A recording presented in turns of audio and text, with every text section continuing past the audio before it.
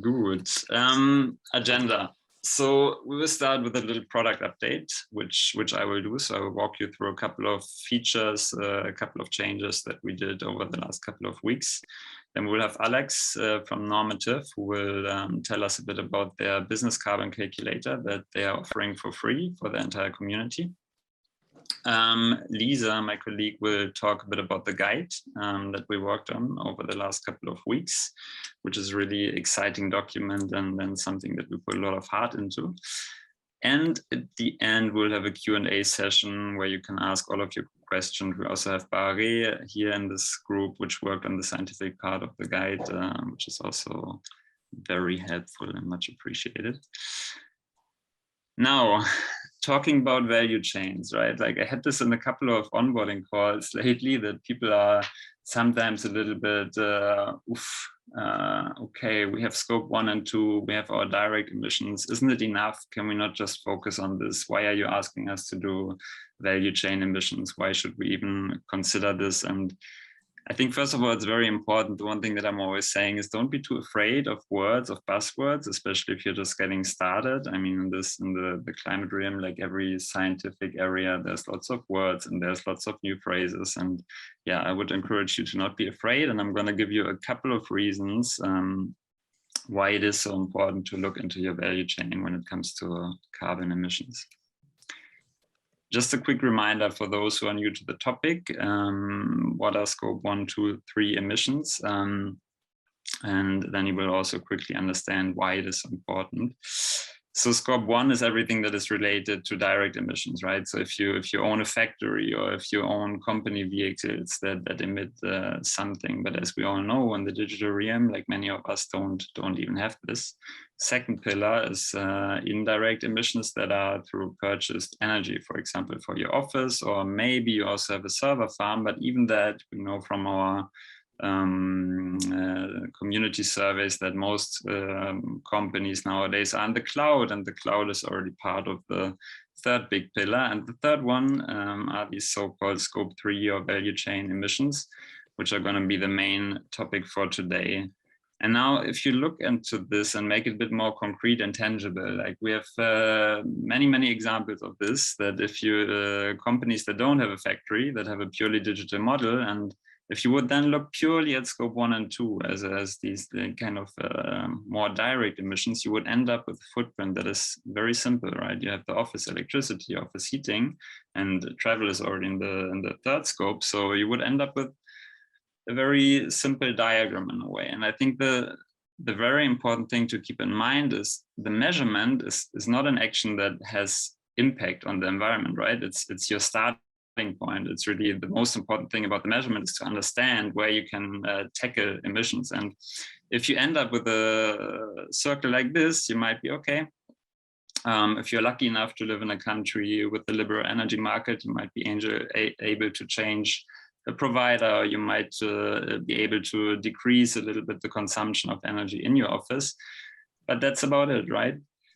Now, if you look into the whole scope, if you consider also the scope 3 and everything that is kind of goes beyond that, you have a completely different picture, right? If you consider, like if you think, for example, about a platform for traveling, they might have an office, yes, they might have these emissions, but actually what they do is sell travel to customers. So these people take flights, these people stay in hotels, and this is actually where the biggest part of the emissions are coming. And the thing here is not too much to be like, oh no, now we have a big footprint, we should blame ourselves for this. This is really not the point. But the point is that it sparks ideas, right? It really enables you to think beyond your office and really to think about, okay, what could we do to actually reduce these emissions? And this might mean, in this example, maybe you can reward.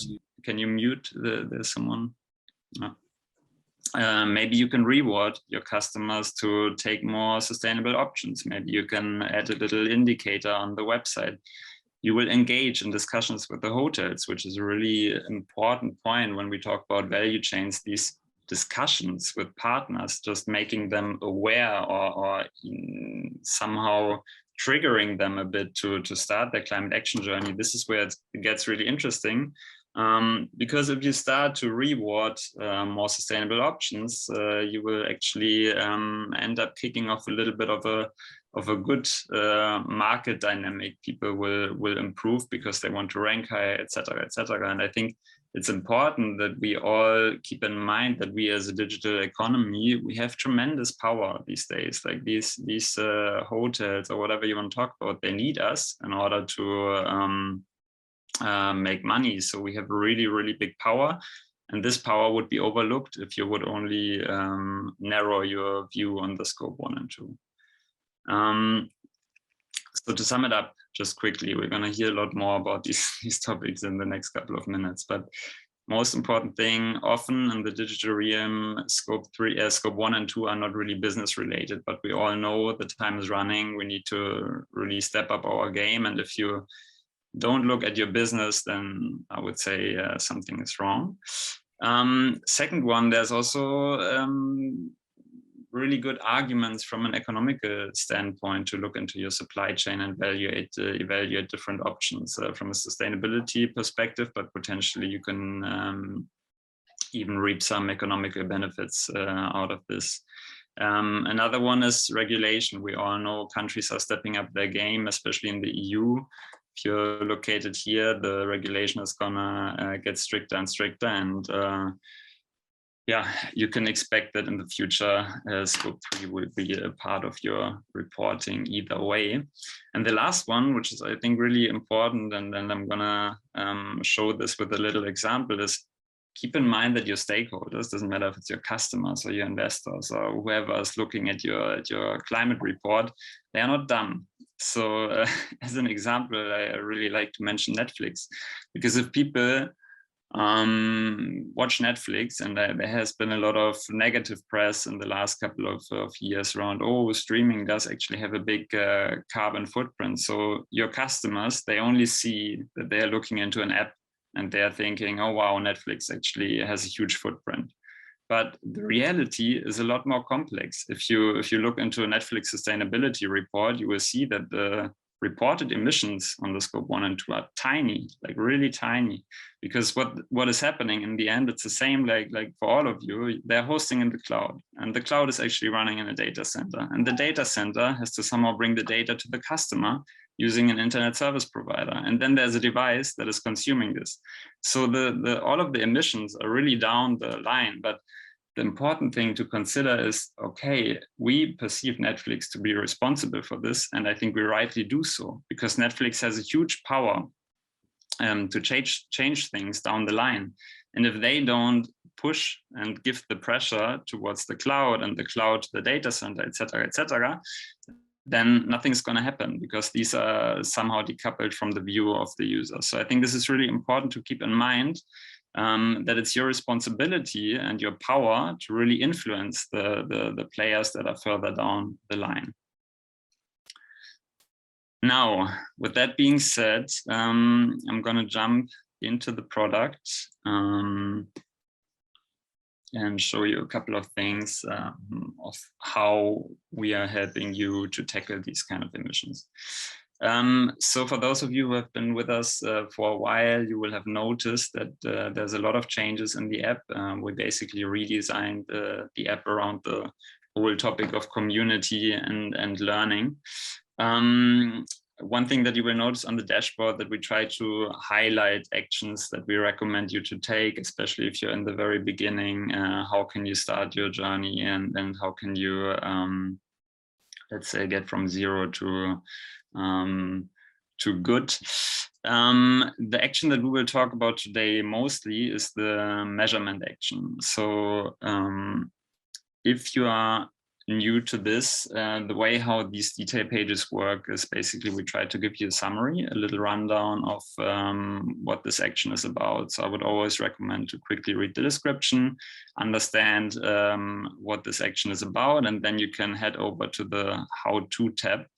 And this how-to tab is basically giving you concrete steps of how to tackle this action. And I think the first thing when it comes to measurement is we give a little hint that we recommend to work with specialized service providers. This is because as soon as you go really deep into the value chain, it's not easy, it can get complex. And while it's always possible to do it on your own, many companies, especially bigger ones, prefer to work with the provider. Now, when it comes to working with the provider, you have basically two different options. There are consultants, quite a few, and there's also a real rise in software over the last couple of years. Startups that make it easy for you to measure your emissions by just putting in some numbers. And I think especially when it comes to our community, many of the companies, many of you have mainly digital business model, running some servers. And for these kind of use cases, especially if you're a small company below 50 employees, there are very cheap and even free options for you to get started with this. Now, how to use this? It's very simple. We offer show you the most important services. In this case, maybe you want to measure your carbon footprint. There could be also some SBT assistance, like trying to set goals on a scientific base, so you can really get wild and try out a couple of services. You start, you decide what kind of model works for you. So it could be consultancy, it could be software. And then we also have a tab which is a bit challenging, which is the budget filter, because in the end, many of the providers that you will find on the market, they don't have a transparent pricing for good reasons. But of course, as a community, we get so many questions of all of you, who should we work with, who's good, what does it cost, etc., etc. So really try to use this community approach to bring a little bit of transparency. Sorry, Timo, we can't really see your screen. We only see the headline product update. Oh, wow. Oh, thanks a lot. Wow, this is very helpful. 1 second then. Okay, thanks a lot. Good. So I'm not going to repeat everything. I hope you you remember a couple of those things. Looking at the dashboard, we're going to talk mostly about the measurement action. So you can dive into this here. You have a description of how to basically use this action. And then you can head over to the how-to tab, which I just mentioned. And the first thing that we want to do, we want to decide about an approach, how to measure. Now you can scroll down, and now hopefully it makes a bit more sense, things that I'm talking about. So basically, how to use this, you choose a service. In this case, we want to know our carbon footprint. We want to work with a software provider, could be also a consultant. Pricing, I just mentioned. The idea here is really to use the community to make this more transparent. So if you scroll down, you can see that there's an indicator for a price range. And the thing is, this is not really the price range that you will find on the website, because as I said, there is none. What we do is whenever you give a review, we ask you how much you paid on a yearly basis. And we can use this to at least have an indicator, right? So you have to take this with a little bit with a grain of salt. Because in the end, your price might be different. It might be lower, it might be higher. It really depends, but it should give you a first direction. But most important about this, I talked a lot about community. Most important are actually the reviews, because in the end, we hear this so often, like companies who are just getting started in climate, they start Googling and they're looking for solutions, and you find nice guides and everything, but actually what you're missing is really this practical knowledge. And I think there as a community, we have so much of this. So we really would encourage you over the next couple of weeks to make use of the review feature, to share your own learnings, because it helps others. And I think we talked a lot about sphere of influence. How can you really increase your impact?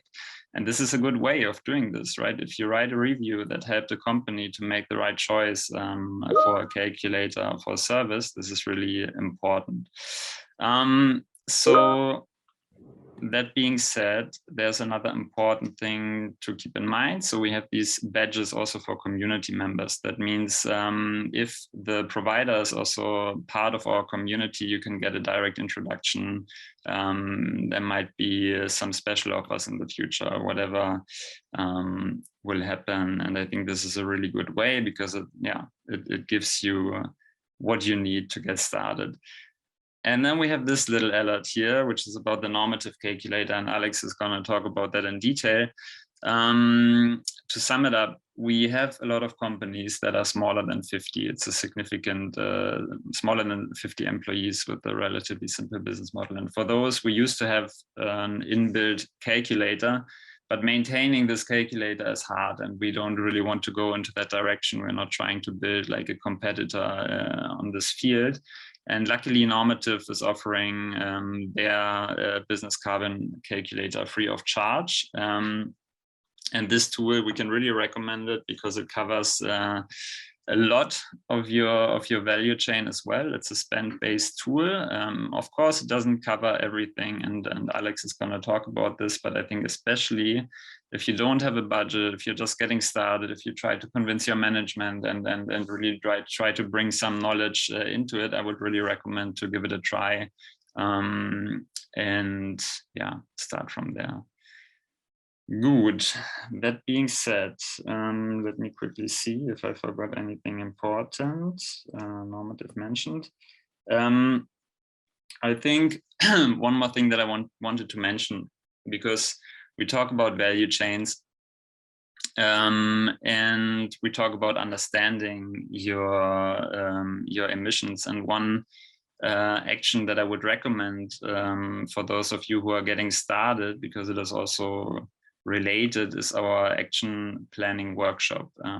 This planning workshop is basically, it can be a one-day workshop, it can be stretched into a two-day workshop, and it really helps you with a step-by-step guide to map out your stakeholders, to see where you see opportunities for carbon reduction, or also for actions in your sphere of influence. So I recommend to check this out, and again, to share your learnings, right? As soon as you complete an action, we invite you to share with us what you learned. So last but not least, I'm going to show you this. If you finish an action, and this action, if this action has connected providers, and at the moment we have this only on the measurement part, but you can imagine this to be expanded to offsetting. It can be in the food realm, and many of the actions, you're actually sitting there and you want to make it practical, and you might need a solution. And what you can do is to, while completing an action, directly share a review. So let's say you work with one of those, maybe you use the normative calculator, and then you can directly leave a review, describe how it was, add some pros and cons. You can also review anonymously, which some people prefer, understandably. And after adding the review, we always ask you for every action to share some learnings, like what was it, what was difficult, how did your team react, what hurdles did you come across, because yeah, really keep in mind, there's so many who are doing the same at the moment. We get the same questions, so really get into the mood of helping others. Yeah, it will be beneficial for the entire community and the movement. Good. Last but not least, maybe just a quick primer for the future. We are working at the moment on adding interactive group formats. We had a couple of those with the masterminds, and then we're working on a new iteration, trying to add this interactive component to the community as well, right? We have the knowledge base, if you want so, and if you have specific questions, we try to bring you into groups where you can work on these problems together. So we have some really exciting stuff coming up for the next couple of weeks, but this is for another meeting. And with this, I'm going to hand it over to Alex. Perfect. Thank you. I hope you can all hear me well. Yes. Then I'll just go ahead and share my screen. So I'm here today, so thank you first of all for the invitation. Super nice to get to know some of you and be able to present a bit around this business carbon calculator. The team was already teasing before. I'm Alex, I'm with Normative. We're a Stockholm-based carbon accounting engine. You already saw us there in this selector view where you can look into carbon accounting providers. So we do focus with our main product on larger businesses, enterprises, but we realized, just as Timo was outlining, there are many small businesses that are struggling to get on board and that are of course struggling to devote time, energy, resources to actually get going with the project, such as our full tool, resource-wise and all the respects, so human resources, but of course also financial. So together with the UN-backed SME Climate Hub and Google.org, we developed the business carbon calculator. What it in essence takes into account is, what it tries to do is really lowering the entry barriers to carbon accounting for these smaller businesses. And as most of you are well aware of, these smaller businesses, yes, they are small, but in sum total, they make up most of the businesses around the world. And Timo was emphasizing the scope 3, the value chain emissions. And here, smaller, medium enterprises will play an important role. And even if it was not just for your own, the sake of calculating your own emissions, but more and more buyers, so large enterprises, they will approach you, small businesses, to actually report on what are your emissions, at least in the first 2 scopes, but increasingly important in scope 3 as well. So from all sides, you can expect that smaller businesses will be more and more in focus. We did some research end of last year, and most of this confirms or at least points in the same direction as I just outlined at the beginning. So why do small businesses often fail to take action? It's usually they lack some funds and skills to take these first steps. So that's really the essence of this business carbon calculator. So in 3 points, and I will go through the tool itself in a minute. But the 3 most important points for us that we, together with Google in research, found out. So it's important to have the easiest input possible. So really taking, the user by the hand, walking them through the product step by step, that it's really easy for them to fill in the data. To present the results visually and understandably, so no complex, lingo there, but really straightforward presentation. And it should all be self-explanatory and self-serve. So you should not need to go through certain experts there. It should really be data you have already at hand, easy to fill in, easy to modify, easy to follow up on in your next year's report, for example, and of course, easy to share with other stakeholders. So with that being said, let me quickly give you a walkthrough of the product. And you please let me know if you can still see the screen when I switch my tab. You should see a login. I learned from Timo. Sorry, Timo, for that. So I take this as you see another screen now? Okay, perfect. Thank you. So it is, of course, we do not know you that well yet. So we will ask you first to give us some company information to get you started. I will explain a bit of if you want the backend, what is happening in the background for you, so that you have a better understanding of why certain questions are asked. So for this, let me just say, I'm just making up one company account here.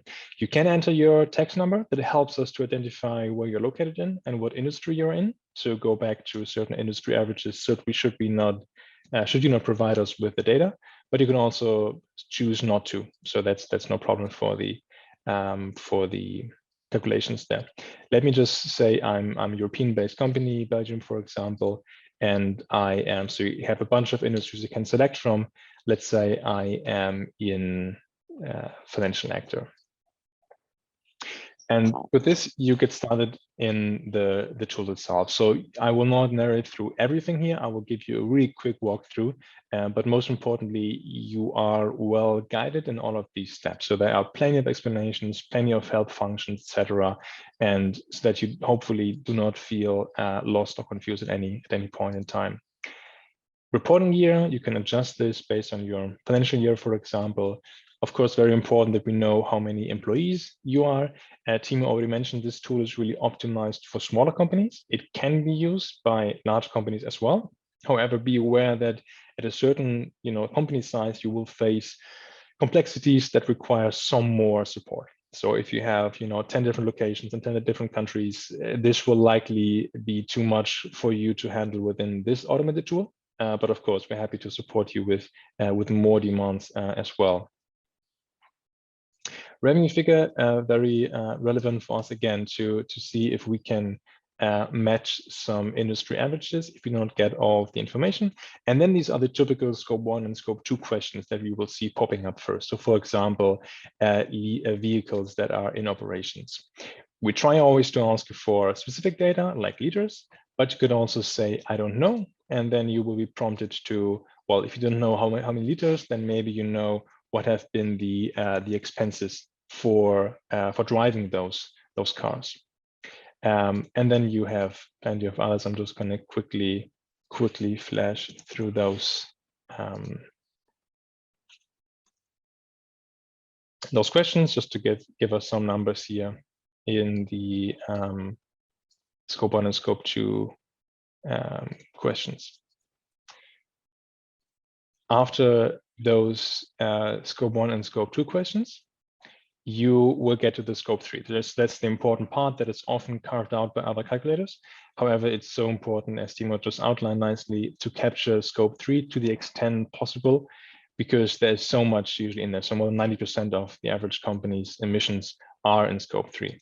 And what we do is we follow greenhouse gas protocol in this calculation, and we start with your spend-based approach. So meaning we need to establish a certain baseline for which we need to know what have been your expenses in a given year, so that we can then, so you see now up here, you see the overall expenses in this calendar year, and then you can add what have you spent this money on. Let's just say it doesn't really match the industry I indicated there, but let's just see if we can put in a lot of expenses for travel, for example. Oh, okay, now I already clicked away. Let me quickly go back to this last point. You have different industries here. So you have business travel, you have transport, for example, where I can add expenses wherever I'm going with this. And then you have capital goods, for example, materials, inventory. So plenty of categories, inviting you to click through those to try to fill in as many of those as possible. And again, you always have in the bottom corners helper functions as to like, why are we asking this? Where might you find the information we're asking you for, etc. So I'm just gonna finish off this part to just add some more expenses here. And you will see that in my example, I will still be quite low in my overall expenses here. Let me just finish the exercise to go to the dashboard, where you then see an overview of your overall emissions. And again, ignore this number for now because I only put in totally random numbers. Okay, so this will not be representative of a company in this industry. It's just to illustrate the flow. You then see your scope 1 and 2 emissions and your scope 3 emissions by the greenhouse gas protocol categories, the respective ones. You now also have some explanations as to what are the scopes, what do they mean, etc. If you really want to dig deeper into this, you can also click a helper function here that gives you or opens a page with all the method that is behind this calculator. You can also go to, for example, the UN-backed Climate Up, or you can compare this to industry averages of your respective industry so that you see what is the average amount of emissions that my industry in Belgium, for example, occurs. So that's a very quick walkthrough, but I'm happy to, of course, take any questions afterwards.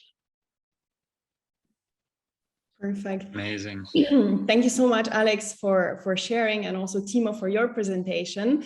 And hello, everyone from my side. I will now take you, or let's deep dive into our guide. I will share my screen and I will actually show you our guide sneak peek so that you can later on also have a look yourself.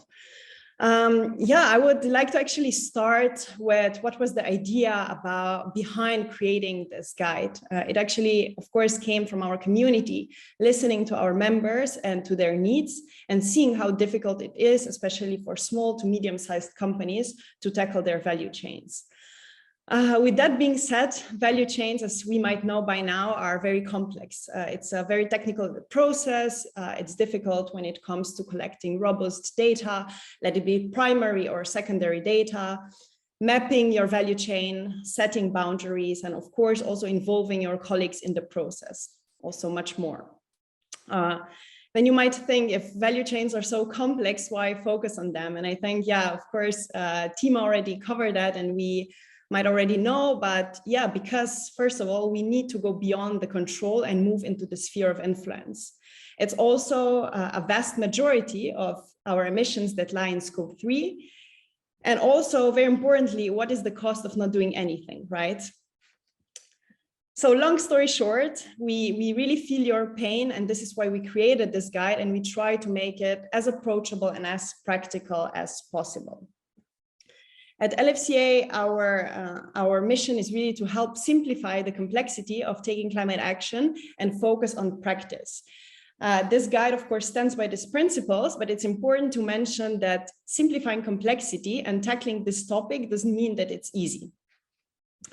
And now really, before moving onwards and showing you some community highlights and some tips, I would also like to take a moment to thank all the contributors to this guide. And I would like to start with Dr. Bahareh Zamani, who is also here with us today. And she led the methodology behind this guide. So many thanks, Bahareh. And then also many thanks to the companies that shared their challenges, their insights, and a lot of tips that helped us putting this guide together, starting with Blackroll, Boost, Climate Partner, Fashion Cloud, GainDuel, Penta, Planetly, Shop Apotheke, and Terlane. So yeah, the aim of this guide is really to help you get started on tackling this largest part of your emissions and show you how this complex process can be broken down into 7 steps that we have prepared. Yeah, many times we hear from companies that they feel really powerless. They say, I cannot really change anything. I don't have leverage. But we actually believe in the opposite. You stepping up your ambition as well as leadership is urgently needed. Leading by example might have a ripple effect, right? So it's about looking how to influence stakeholders around you, starting with value chains. It's also important to, just get started and take action, and important to mention, don't get stuck on being perfect. That's really our practical advice here. Now moving onwards, I would like to mention 3 things for you to keep in mind. First one is that our guide serves as a compass. So it's not an instruction book. The 7 steps that I mentioned before, do not need to be followed one after another. Every company and every value chain is different and might require a different approach. Then second point here is that this is more than a document, at least we hope so. It has a lot of resources that can help you to interact with your scope 3. It's full of community spotlights that you can see here. It's full of challenges companies share, practical tips, and we really invite you to make active use of this additional resources. And then the third point is that you can be a contributor. So our intention of creating this guide is that it's a living document, or more than a document, as just mentioned. So if you have any tips, suggestions, your feedback, or your journey, we would love to hear from you. And this goes to the guide, but then this also goes to what Timo explained to you and showed our new feature on the app. So we would be very happy to receive your feedback, your learning, so that also other community members can benefit from that. Another question that we get a lot is, shall we do it alone? Shall we ask for help? Should we work with a software? Should we work with consultants? So some companies do have their in-house expertise and they can try or finish alone. And then there is also external support. So there's also a section of this guide that touches upon that. And also Alex already mentioned something. And now I would also like to mention something from our community. So I would like to actually focus on step 3, calculating your emissions actually. And here data is a big set. And it goes hand in hand with what I just mentioned about in-house and external support. There is actually a community highlight. So what Terlane told us when we had an interview, and they told us that For them, they started working with consultants, and this really helped them at the beginning to ask the right questions and put rather a robust data set together. This was also helpful for them in deciding which areas to focus on when it comes to setting effective reduction strategies. As for data gaps, they adopted a rather conservative approach, and they calculated kind of a worst case scenario for any missing categories. And this approach then actually incentivized them for further improvement. So every time they would add some updated data, the overall emissions would actually go down. And also Shop Apotheke shared kind of something similar about the importance of investing into creating a robust infrastructure systems for data collections. And with that being said, our tip here is really invest in data collection systems. So before engaging in Scope 3 calculations, we really recommend you to take some time and review your existing data collection systems and see if they're outdated, inefficient. If your data is all over the place, then it's probably time to invest in new data infrastructure. And here also what Terlin said, it's not to only focus on this 5% that you don't have, but then also improve the results of this 95% that you already have in front of you. Now talking about tips, there are some other tips that I would like to mention on this note. And one of them is be strategic. So if you do not have visibility into your entire value chain, you can start by focusing on, let's say, one specific supplier or one specific product type, or even a specific region, and then scale up your efforts. Next thing is also be mindful of cost-based approaches. So they can be rather imprecise as they use average values over entire sectors. So sometimes it is therefore recommended to calculate emissions based on also number of units purchased, if this data, of course, is available. Then supporting suppliers is a win-win. We really want to stress on this point. Then also back to data, breaking down data as much as possible into subcategories. So to make the more granular your data is, the sharper your focus will be. And one example that with this I want to share with you, it's kind of the employee travel data that can help you understand how to cut air travel and also how to promote rail transport. So these are some specific tips. Of course, there are more under each step, and yeah, I invite you once again to look into this guide yourself. And then kind of now wrapping it up, there are some more tips that I want to share, and I mean we already talked about it. This making use of our member area on the platform. So there are a lot of sharings already there, and we invite you to contribute. We would love to hear from you. Then also what I already mentioned, don't be afraid to start small. It's important to get started. Get departments to own their hotspots. That's also a very important one. Be an open book, be transparent. And this goes internally within your company, but of course also externally. And last but not least, remember that you're not alone. A lot of companies are struggling with the same. And we are here as also LFCA community of 1,700 members that are here to support you. So that's kind of about our guide. Thank you very much. And I believe now we have some time to deep dive into Q&A section to see what questions came up also before when Timo and Alex were explaining. And yeah, we can take some time for that. So thank you. Cool. Thanks a lot, Lisa. Sarah, do you want to read the questions maybe? I think you probably have the best overview, right? Yeah, so we have a couple of questions. I'd say to start with a question to Normative, because there was already a bit of exchange in the chat. Also thank you to Dr. Bahare that was also supporting in replying to the question. And Sophia was asking if there is an equivalent or an alternative to spend-based calculations. And yeah, indeed, Bahare, you were giving some insight on material-based calculations, but also, which is also a service that Normative provides, right? So maybe, I don't know, Alex, if you want to explore that more, and yeah, Dr. Bahare, always feel free to jump in and help us as well.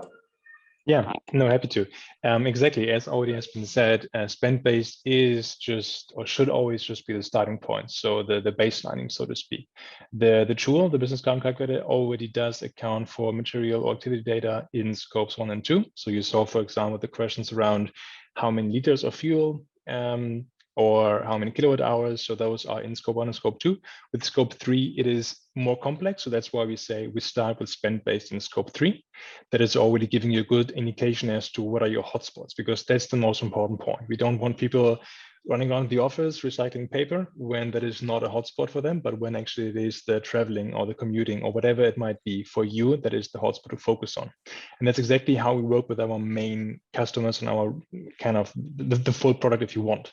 So there you have options to do way, way more beyond this self-serve tool. Everything that is self-served always will be a bit of a compromise, obviously, because we cannot give, thousands of companies at the same time the same support with, hand-holding, etc. But yes, so we go one step further then, if, for anyone who wants to actually go into materials, go into first, ideally, of course, activity data from your suppliers, but really map out your entire value chain footprint and the hotspots and take action on those.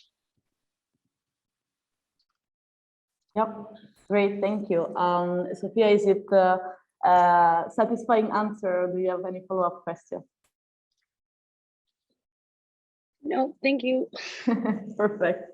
Then, okay, we have a question regarding the app that Hermione was asking. So, and I think it could be really relevant for everybody. So, if the app is designed only for yearly calculations or reporting, or if it can be also updated quarterly, for example. And here, Tim, I guess it should be you to jump in. Yeah. Good question. So basically what we do at the moment is we send yearly reminders. So some of the actions, measuring, but also goal setting are things that we remind you to do once a year. Currently, it's not possible to remind you to do that once a quarter. It is, however, really important to look at the app as this, I don't know, Alex just said it, self-serve tool in a way, and you can, of course, log more actions. So you can, there's once you complete an action, there's a renew button, and you could go there every 3 months and make a note and do this also on a quarterly basis. But at the moment, we send reminders only on a yearly basis. Yeah, indeed. And still related to the app, but I think more for normative as a question, if the calculator can also be used for fully remote teams, because of course they don't have an office on their own, and is it possible to use it to measure the employee home office footprint? Yeah, that's of course you can get started. I think it will be a bit tricky to fully map out everything that is happening there. It will be mostly a click through and see what expenses and what kind of things you can capture in this automated tool. But we're happy to kind of advise you or to respond to your questions if there are any around this. So there's exactly these cases where we hopefully can help you with the automated tool. And if not, we definitely find another solution. So just reach out to us. I'm happy to kind of zoom in on this with you. Yeah. Maybe also to add, I think it's really important that if you are a small company and if you get started with a normative tool, don't stop there, right? Like there's, I know of a couple of solutions for this remote. We had also in the community already some questions and really good ideas on how to come up with estimations for home office. And I think what you can always do is you can create your own Google Sheet and you take the result of what you got out of the normative calculator, and you maybe want to add something that wasn't included there. I think for small companies who don't have a budget, you can get quite far with the free resources, and I would always encourage you to ask in the community, and if you learn something, to share it with others, and then over time more and more things will be uncovered. Yeah, perfect. And also to reply quickly to Simberly, asking if as LFCA members, you can access the calculator to our platform. Indeed, you can open the platform, you will have an overview of services, and the first thing that you will see is the normative free calculator that was kindly offered. So you can just access everything through the app, and then of course you will be redirected to the calculator itself. There is also another question, I think it's still for you, Alex. If there is a different parameter for social banks and green banks and normal banks in the calculator, or if it's not in the calculator, but there is a way still to calculate the different impact, or if you have any insights on that. Mm-hmm. So this would refer to the industry choice, right? Because that's kind of the trigger that you do, or maybe you, Wolfgang, you want to elaborate on that one? I think it's from yes, you. Exactly. Yeah, what I saw is that banks and bank accounts have a big footprint. Yeah, I understand that. So what I understood from your presentation is I enter how much money I have in the bank, and you calculate the footprint behind that. Yeah? But I think the footprint is very different if I have my money on Deutsche Bank, yeah, or if I have it on DLS Bank, for instance. Understood. Okay. No. So So you don't mean you as a company are in the banking sector? You mean really like your finances, right? Yes. Yeah. As a scope 3 emission. Exactly. Yeah. No, we do not take into account kind of where.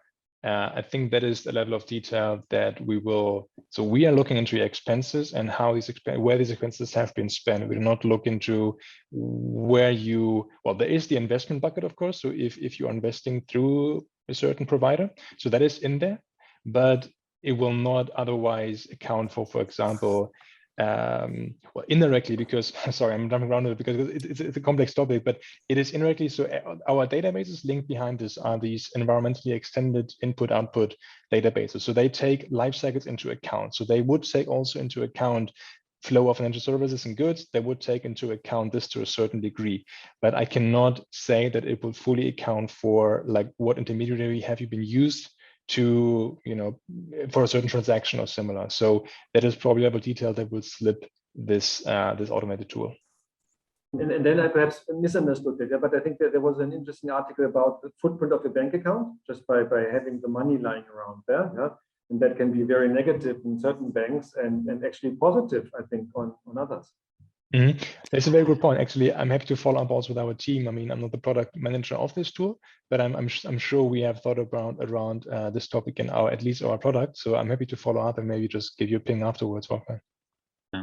Maybe also again to add from a product perspective from our side, it is a huge topic, especially like banks, like the whole financial thing and where your money is lying. So I would really encourage everyone to look into, there's an action on the platform for changing your bank. And if you think about this idea of a marketplace, Wolfgang just mentioned two players that might have very different footprints. So I think this whole idea of extending this to make sure that you see, oh, what banks should I work with? And the same applies for pension funds. I think this is also a big topic that is often overlooked. There's huge amounts of money in the pension funds, and the way how this money is invested does have a big influence. So would encourage everyone to check out the rest of the modules also to make sure you cover these topics. Can I maybe add, so we are part of the TONIC, or help build the TONIC Impact Investing Network, and there's a so-called group, the 100%ers, who committed to personally and at the institution invest all of your money across all asset classes with a positive impact on climate. So your cash is the first point. You can have hugely negative impact. I think Switzerland itself is basically no carbon emission. But if you count the carbon impact of Swiss monies on the world, they're up with the cows. They're really one of the biggest per capita emitters. And also when we work with the Vatican, the Pope asked me why. The Pope asked us to do Laudato Si investment, so in line with taking care of Mother Earth.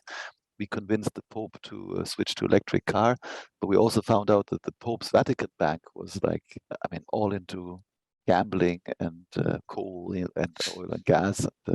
So that's hugely important. And we are the victim of one of the biggest scandals, I think, in German history after the Volkswagen scandal, which is the Allianz Coal-Free Fund, which was sold to Fridays for Futures and Grandmaster Futures and inhabitants of Hambacher Forst, right? And it turned out that the biggest position in the Allianz Coal-Free Fund was RWE, because their definition of coal-free is not more than 30% revenue from coal, which when you ask me, then I say that's like having alcohol-free beer with 30% vol, or a child-free movie for my 9-year-old daughter with 30% porn, right? So that's, I mean, it's terrible. So the lying out there is horrible. And so please, yeah, look out for your money and put it to companies that don't, like Deutsche Bank, say the new motto is positive impact, right? So that's, you know, with landmines that look like toys, kids pick them up, have their arm blown up. That's positive impact, Deutsche Bank. Thanks for these insights. Couldn't agree more. Yeah, I think another one maybe to add, we have an initiative from Game Duel. I don't know if Matthias is also on the call, but he recently reached out to us about their learnings when it came to, in Germany, changing to a green bank, and sometimes it's a bit more complex. So again, if you have trouble, reach out to others and make sure that you make the switch, because it is indeed a very important thing to do. Yeah. Sarah, indeed. anything else?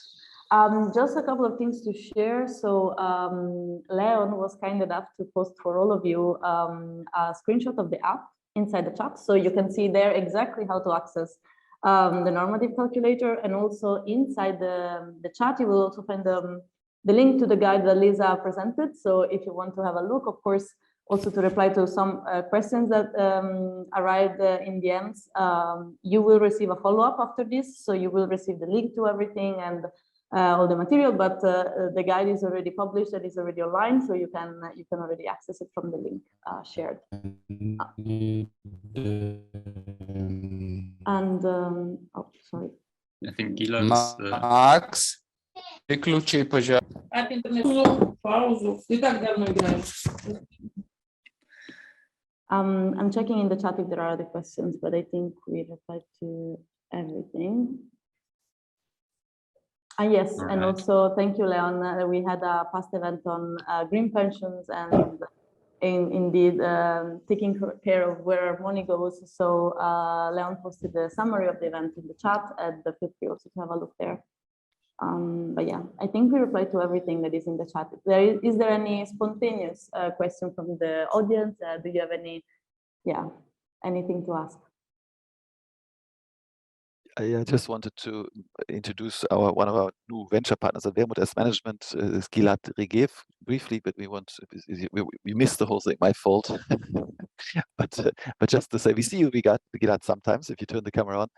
Just to say that with Albrecht von Sonntag sitting at Wannsee, we always thought that maybe life is terrible when we're all about German and punishing things and so we got to change it to be more positive.